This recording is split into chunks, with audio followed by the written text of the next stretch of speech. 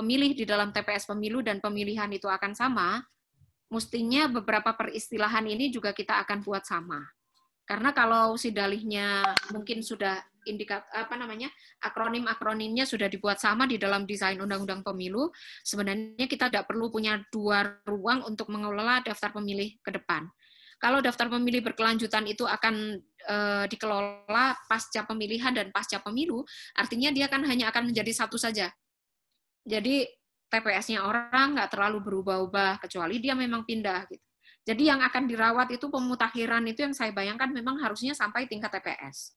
Nah ini di Undang-Undang Pemilu kita kan punya beberapa akronim singkatan penyebutan ya, mengikuti TPS, pemilih kartu tanda penduduk elektronik yang terdaftar di DPT, KTPL terdaftar dalam pemilih tambahan, KTPL yang tidak terdaftar dalam DPT dan DPTB, dan penduduk yang telah mempunyai hak pilih, dan KTPL yang tidak terdaftar dalam DPT sebagaimana maksudnya itu dapat menggunakan KTPL. Jadi apa ya, istilah DPTB aja udah nggak konsisten antara Undang-Undang Pemilu dan Undang-Undang Pemilihan. Jadi kalau yang namanya DPTB di Undang-Undang Pemilu itu pemilih pindah.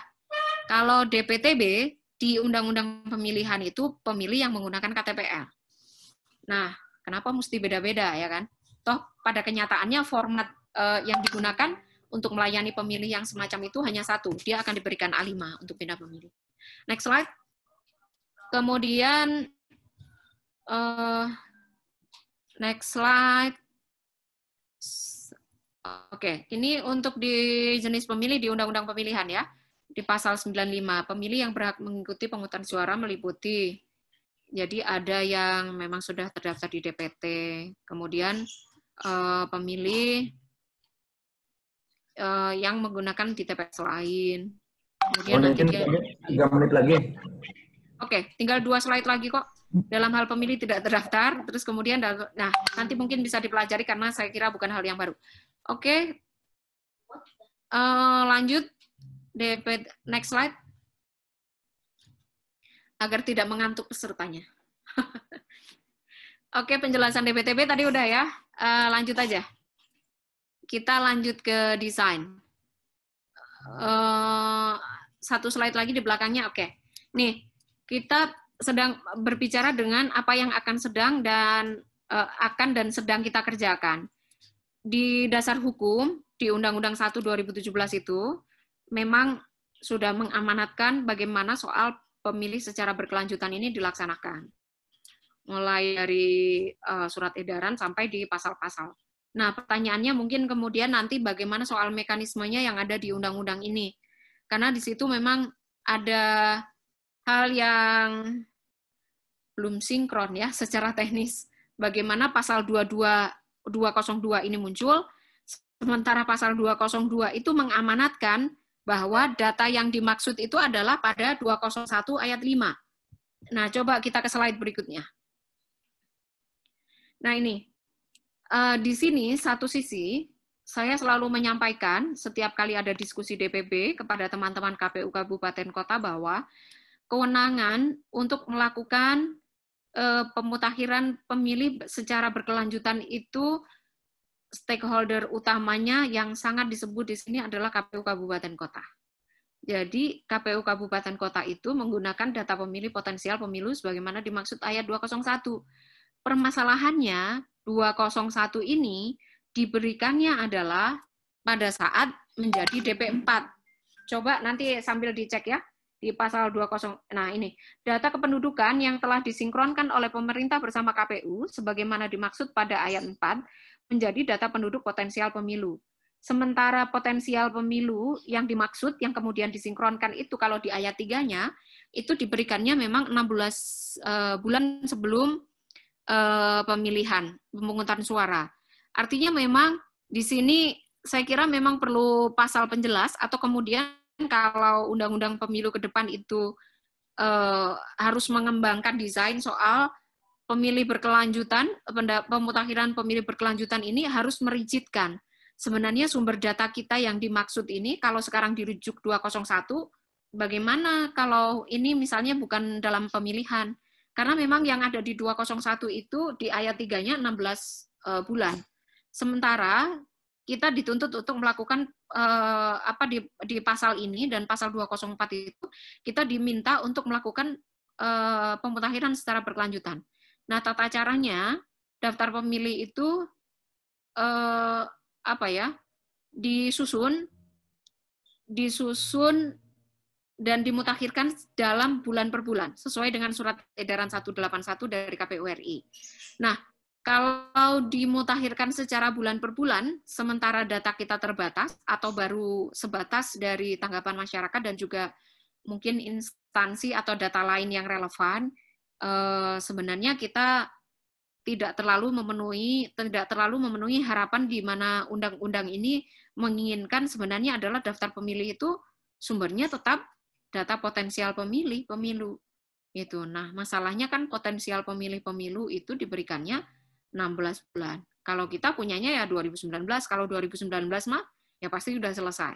Itu saya kira hal-hal yang menjadi diskusi kita, karena memang walaupun amanat di dalam pasal ini cukup besar, tetapi kita soal sumber data memang masih ada perdebatan dari penerjemahan 201 ayat 5. Sedikit ke bagan yang satu slide berikut. Ya, nah ini.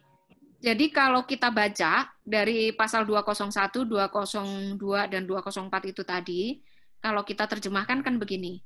Daftar pemilih berkelanjutan itu apa sumber datanya? Daftar penduduk yang disinkronkan oleh pemerintah dan KPU menjadi DP4. Nah, kalau DP4 ini ke depan bisa dimutakhirkan karena pemutakhiran dan laporan kependudukan itu juga per semester ya. Seharusnya DP4 itu bisa kita terima per semester. Data per semester itulah yang akan diverifikasi oleh teman-teman KPU Kabupaten Kota dalam 6 bulan.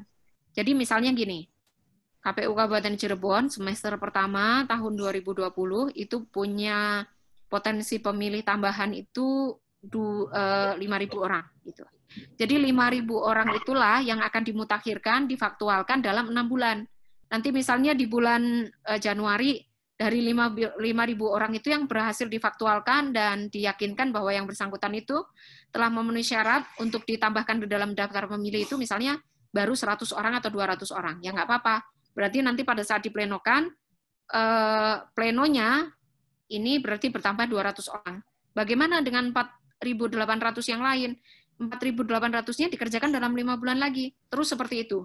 Nah, seharusnya idealnya memang menurut bayangan saya seperti itu. Termasuk sebenarnya adalah tanggapan masyarakat atau data lain yang relevan. Kalau tanggapan masyarakat itu bisa terkait dengan kematian, pindah, dan lain sebagainya. Kalau data lain yang relevan itu bisa terkait dengan pengadilan, bisa juga terkait dengan data lain misalnya TNI Polri. Nah, jadi proses pemutakhirannya dimutakhirkan setiap bulan, disahkan dalam rapat pleno terbuka. Nah, hasil dari pemutakhirannya ini setiap bulan ada penambahan pemilih, ada pengurangan pemilih. Jadi kalau yang diharapkan undang-undang kira-kira sebenarnya desainnya seperti itu, dengan kekurangan dan beberapa catatan yang menurut saya bukan berarti mematahkan proses kita ya. Kita akan tetap melaksanakan perintah undang-undang, tapi memang beberapa hambatan-hambatan itu tadi bagi beberapa KPU Kabupaten Kota tentunya menjadi apa ya, semacam menjadi berkurangnya sumber data gitu, karena seharusnya idealnya memang mendapatkan itu dari data kependudukan. Saya kira demikian Kang Ujang, hatur nuhun. Mudah-mudahan nanti ada pertanyaan-pertanyaan dan diskusi yang solutif. Ya. Hatur nuhun. Terima kasih, Bu Kadip. Ya. Mohon maaf tadi diingatkan waktu karena Satu juga sudah standby. Luar biasa dan cukup komprehensif penjelasan dari Ibu Kadip, Ibu Titik Nurhayati selaku anggota KPU Provinsi Jabar. Dan nanti kita akan kupas dan diskusikan. Tadi juga saya cek di forum chat sudah ada beberapa pertanyaan. Nanti ditahan dulu Bu Kadip. Sekarang saya lanjut ke Capil yang dari tadi sudah standby. Pak Kadis, mangga. Tadi juga ada sedikit disinggung oleh Bu Kadip terkait dengan single identitas. Monitor, Bu, Pak Kadis.